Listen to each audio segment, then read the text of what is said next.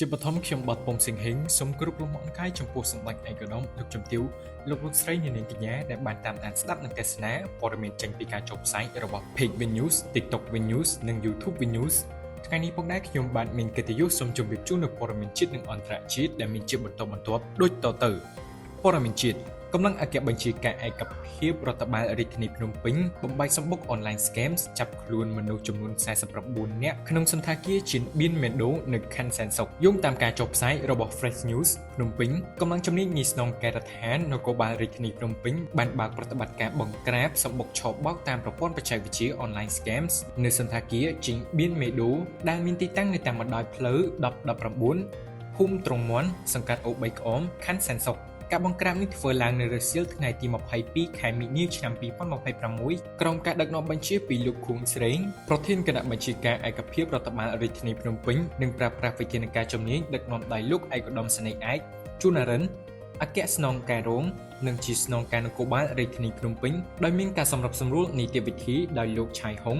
ព្រះរាជអាជ្ញារងនៃអัยការអមសាលាដំបងរាជធានីភ្នំពេញជាលទ្ធផលនៃការបង្ក្រាបនេះកម្លាំងសមត្ថកិច្ចបានឃាត់ខ្លួនមនុស្សចំនួនសរុប49នាក់ក្នុងនោះនៅជាន់ផ្ទាល់ដីបន្ទប់កាមេរ៉ាសុវត្ថិភាពមាន7នាក់ជនជាតិចិន6នាក់និងស្ត្រីវៀតណាម1នាក់នៅជាន់ទី2និងជាន់ទី3បន្ទប់ស្នាក់នៅមានចំនួន26នាក់ក្នុងនោះមានជនជាតិចិន25នាក់និងម៉ាឡេស៊ីចំនួន1នាក់និងជាន់ដំបូលជាទីតាំងប្រព្រឹត្ត online scam មានចំនួន16នាក់ក្នុងនោះជនជាតិចិន12នាក់ម៉ាឡេស៊ី2នាក់ស្ត្រីមីយ៉ាន់ម៉ា1នាក់និងស្ត្រីខ្មែរចំនួន1នាក់ផងដែរចំណែកវត្ថុតាងមានដូចជា Computer All-in-One 60គ្រឿង CPU 31គ្រឿងនិង Laptop 1គ្រឿងទូរស័ព្ទដៃ687គ្រឿងនិង SIM card ម៉ាឡេស៊ីចំនួន46 SIM តាមការស៊ើបអង្កេតបឋមក្រុមជនសង្ស័យបានប្រើប្រាស់ទឹកដីកម្ពុជាធ្វើជាមូលដ្ឋានដើម្បីធ្វើសកម្មភាពឆ្លងបោកក្នុងរូបភាពវិនិយោគคล้ายៗដោយមានគោលដៅអូសទាញជនរងគ្រោះនៅប្រទេសម៉ាឡេស៊ីនិងប្រទេសផ្សេងៗទៀតក្រុមនេះទើបតែបានផ្លាស់ប្ដូរទីតាំងមកពីខេត្តត្បូងឃ្មុំបច្ចុប្បន្នចំពោះជនសង្ស័យនិងវត្ថុតាងខាងលើត្រូវបានកម្លាំងជំនាញនៃស្នងការដ្ឋាននគរបាលរាជធានីភ្នំពេញបន្តអនុវត្តតាមនីតិវិធីច្បាប់និងឈានទៅកំណត់មុខសញ្ញាមេខ្លោងពាក់ព័ន្ធជាបន្តបន្ទាប់ទៀតអាជ្ញាធរក៏បានអំពាវនាវដល់ម្ចាស់ផ្ទះល្វែងជួលទាំងអស់ត្រូវបង្កើនការប្រុងប្រយ័ត្នចំពោះការស្នាក់នៅរបស់ជនបរទេសដែលខុសច្បាប់និងសង្ស័យមានការពាក់ព័ន្ធនឹងបទល្មើសបច្ចេកវិទ្យាសម្ដេចមហាបវរធិបតីហ៊ុនម៉ាណែតនាយករដ្ឋមន្ត្រីនៃព្រះរាជាណាចក្រកម្ពុជាបានបដិញ្ញាចិត្តបោះសម្អាតឲ្យអស់នៅបទល្មើសឆបោកតាមប្រព័ន្ធបច្ចេកវិទ្យាចេញពីប្រទេសកម្ពុជានៅត្រឹមខែមេសាឆ្នាំ2026សម្ដេចធិបតីបានបញ្ជាក់ថាកម្ពុជាមិនមែនជាកន្លែងសម្រាប់ឧក្រិដ្ឋជនបច្ចេកវិទ្យាប្រើប្រាស់ក្នុងការប្រព្រឹត្តការឆបោកឬបទល្មើសឆ្លងដែនឡើយរាល់បុគ្គលឬអង្គភាពទាំងឡាយណាដែលនៅពីក្រោយសកម្មភាពឆបោកទាំងនេះនឹងត្រូវប្រឈមមុខនឹងទោសទណ្ឌខ្ពស់បំផុតដោយគ្មានការយោគយល់ឬការអនុគ្រោះណាមួយឡើយ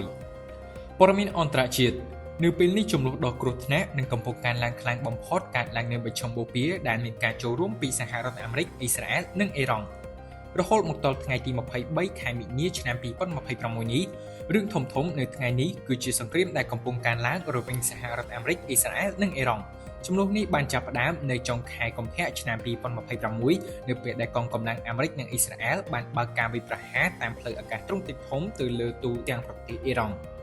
បានឆ្លើយតបភ្លាមៗជាមួយនឹងការប្រហារដោយកំជ្រួចនិងយន្តហោះគ្មានមនុស្សបើកសម្ដៅទៅលើមូលដ្ឋានទ័ពអ៊ីស្រាអែលនិងសហរដ្ឋអាមេរិកនៅទូទាំងមជ្ឈមបូព៌ាដោយគិតមកត្រឹមថ្ងៃទី23ខែមីនានេះស្ថានភាពបានក្លាយជាគ្រោះថ្នាក់បំផុតដោយសហរដ្ឋអាមេរិកបានចេញអវសានវាទរយៈពេល48ម៉ោងដល់ប្រទេសអ៊ីរ៉ង់ដោយទាមទារឲ្យខ្លួនបើកច្រកសមុទ្រអ៊ម៉ូសឡើងវិញដែលជាផ្លូវទឹកដ៏សំខាន់មួយដើម្បីដឹកប្រេងជុំវិញពិភពលោកអ៊ីរ៉ង់បានឆ្លើយតបនឹងការគំរាមកំហែងខ្លាំងដោយនិយាយថាខ្លួនអាចវាយប្រហារហេដ្ឋារចនាសម្ព័ន្ធទូទាំងមជ្ឈមបូព៌ាប្រសិនបើសហរដ្ឋអាមេរិកចាត់វិធានការយោធាការវាយប្រហារដោយមីស៊ីលពីប្រទេសអ៊ីរ៉ង់បានវាយប្រហារផ្នែកខ្លះនៃប្រទេសអ៊ីស្រាអែលរួចហើយដោយធ្វើឲ្យមនុស្សជាង100នាក់រងរបួសនៅក្នុងពេលនេះការវាយប្រហារតាមអាកាសរបស់អ៊ីស្រាអែលកំពុងបន្តចូលជ្រៅក្នុងប្រទេសអ៊ីរ៉ង់ដោយសម្ដៅលើទីតាំងយោធានិងនុយក្លេអ៊ែរផងដែរសង្គ្រាមកំពុងរីករាលដាលលើប្រទេសទាំង3នេះការប្រយុទ្ធគ្នាបានអូសបន្លាយចូលទៅក្នុងប្រទេសលីបង់និងហ្គាហ្សាដោយមានអ្នកស្លាប់និងរបួសបន្ថែមទៀតពីការរីកាផងដែរក្រុមដែលគ្រប់គ្រងដោយអ៊ីរ៉ង់រួមទាំងក្រុមហេបូឡាកំពុងតែបើកការវាយប្រហារគ្រប់គ្រងលើអ៊ីរ៉ង់នេះមានន័យថាចំនួនកំពុងខ្លាយទៅជាសង្គ្រាមក្នុងតំបន់ដែលមានប្រទេសជាច្រើនទូទាំងមជ្ឈមបូព៌ាដោយសារតែចំនួននេះហើយទើបតម្លៃប្រេងបានកើនឡើងលើសពី$100ក្នុង1បារ៉ែលហើយអាចនឹងឡើងខ្ពស់ជាងនេះ សង្គ្រាមនេះមិនមែនត្រឹមតែក្នុងស្រុកប៉ុណ្ណោះទេពលគឺពាសពេញពិភពលោកទាំងមូលផងដែរទី1ទីផ្សារព្រេងនិងធម្មពលច្រកសមុទ្រ Hormuz គឺជាផ្លូវដឹកជញ្ជូនប្រេងដ៏សំខាន់មួយបំផុតនៅក្នុងពិភពលោកដោយសារតែចំនួននេះហើយតម្លៃប្រេងបានកើនឡើងលើសពី$100ក្នុងមួយបារ៉ែលហើយអាចនឹងឡើងខ្ពស់ជាងនេះអ្នកជំនាញបានប្រមានថាវានឹងអាចធ្វើឲ្យតម្លៃប្រេងឥន្ធនៈឡើងខ្ពស់ថ្លៃដាំអាហារកើនឡើងសម្ពាធសេដ្ឋកិច្ចលើប្រទេសជាច្រើនទី2ហានិភ័យសន្តិសុខសកលការភ័យខ្លាចកាន់តែខ្លាំងឡើងនៃការវាយប្រហារនៅជិតតំបន់នុយក្លេអ៊ែរអង្គការអន្តរជាតិដូចជាអង្គការសុខភាពពិភពលោកកំពុងព្រមានអំពីគ្រោះមហន្តរាយទ្រង់ទ្រីធំដែលនឹងអាចកើតមានឡើង